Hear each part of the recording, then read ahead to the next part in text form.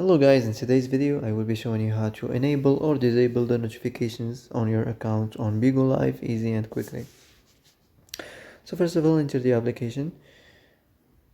Next, click on your profile down below here, then go to the settings.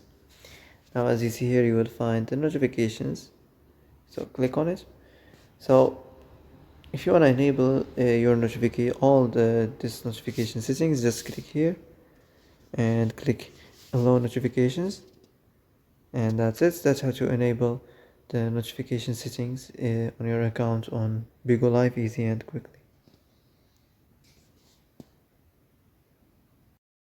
And that's it for today's video. I hope this is the answer you've been looking for. If you like this video, don't forget to like and subscribe, and see you in the next video.